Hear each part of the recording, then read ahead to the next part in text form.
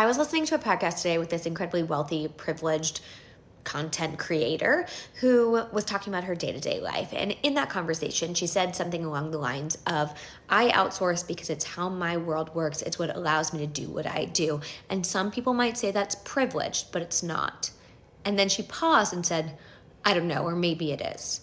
And it feels like to me that for the sake of like authenticity and relatability, a lot of very wealthy, privileged creators will try to pretend that they're not. Because if they are wealthy, if they are privileged, then they're no longer relatable to the people who follow them. When in reality, we know.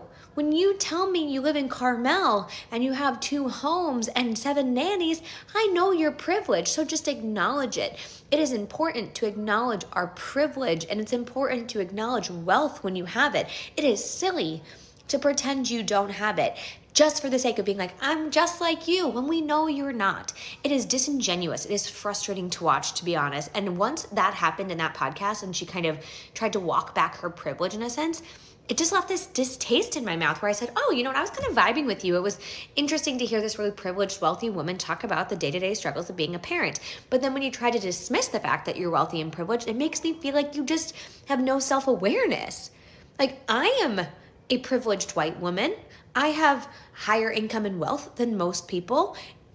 I know that, and I try to acknowledge that. I am lucky in that sense because I grew up the way I did, with the family that I did, in the place that I did, with the education I did. Like, there's a reason I'm sitting here.